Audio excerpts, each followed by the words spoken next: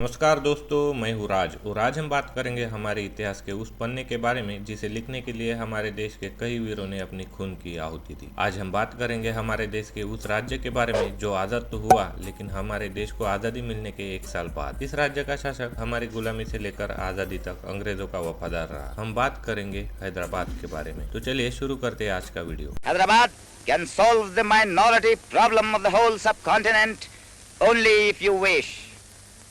Otherwise, we in millions will just die with honor rather than submit and die an ignoble death. Azad Hyderabad!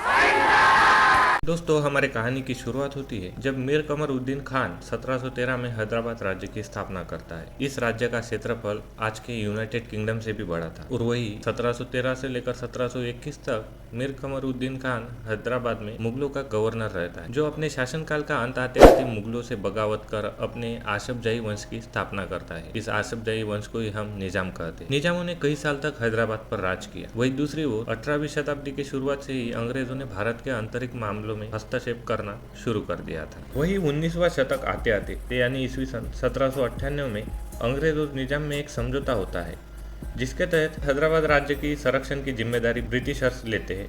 अगर किसी तरह का युद्ध होता है तो ब्रिटिश आर्मी हैदराबाद के तरफ से लड़ेगी। बाकायदा ब्रिटिशर्स की आर्मी हैदराबाद में तैनात रहेगी जिसे निजाम को तनख्वाह देनी होगी। अगर निजाम ने ऐसा नहीं किया तो ब्रिटिशर्स निजाम की टेरिटरी अपने कब्जे में ले लेंगे और उस पर अपना शासन करेंगे। इस तरह का ये समझौता करने वाला हैदराबाद भारत का पहला राज्य था, चाहे वो मराठा वॉर्स हो, एंग्लो मैसूर वॉर हो या फर्स्ट वॉर ऑफ इंडिपेंडेंस 1857 हो। निजाम हमेशा ही ब्रिटिशर्स का वफादार रहा है। दोस्तों, अंग्रेजों से आज़ादी के लिए तो बहुत सारे उठाव हुए, संग्राम हुए, आंदोलन हुए। कोई हिंसा से आज़ादी पाना चाहता था तो कोई अहिंसा से। ये सारे प्रयास एक दिन रंग लाते हैं और वो सुनहरा दिन आता है जब भारत को आज़ादी मिलती है। वो दिन था 15 अगस्त 1947। वो दिन था जब भारत माता को अंग्रेज़ों के बेड़ियों से आज़ादी मिलती है। दोस्तों, हमें आज़ादी तो मिली पर इस अंग्रेज़ों ने जाते जाते भारत माँ के 2 टुकड़े कर दिए और एक सिरदर्द बना दिया जिसे हम पाकिस्तान कहते हैं। दोस्तों, हमें जब आज़ादी मिली तब भारत में कुल 565 रियासतें थी। इन रियासतों के शासकों को ब्रिटिशों ने ये हक दिया कि वो खुद चुन सकते हैं कि वो भारत में शामिल होना चाहते हैं या पाकिस्तान में, या अपना अलग देश बनाना चाहते हैं।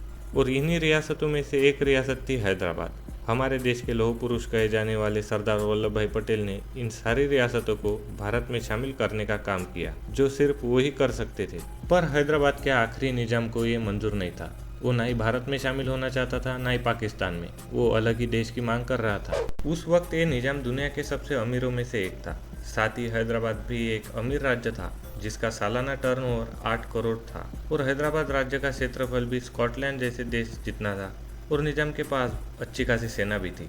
निजाम का सलाहकार कासिम रजवी था, जो एक कट्टरवादी नेता था जो हैदराबाद को एक इस्लाम राष्ट्र बनाना चाहता था। इसने रजाकर नामक एक संगठन बनाया जिसने गैर मुस्लिमों पर बहुत अत्याचार किए। हैदराबाद से गुजरने वाली ट्रेनों से गैर मुस्लिमों को काटा जाने लगा।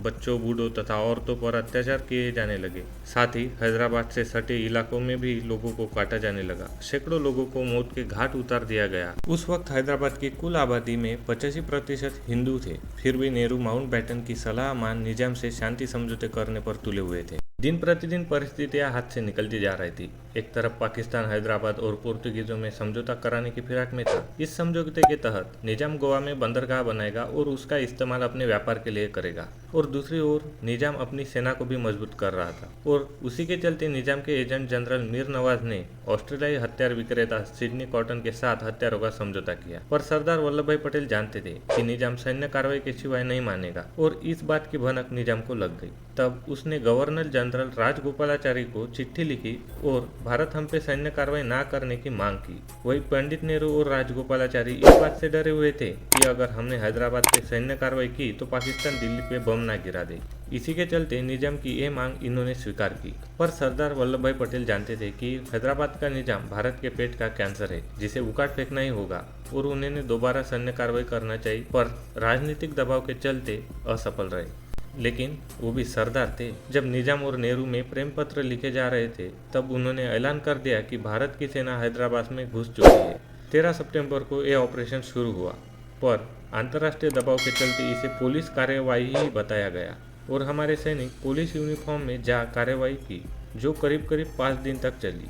17 सितंबर 1948 को निजाम को हार माननी पड़ी और हैदराबाद भारत का हिस्सा बन गया। इस तरह लौह पुरुष सरदार वल्लभ भाई पटेल ने भारत के पेट का कैंसर ठीक किया और हैदराबाद को भारत का हिस्सा बनाया।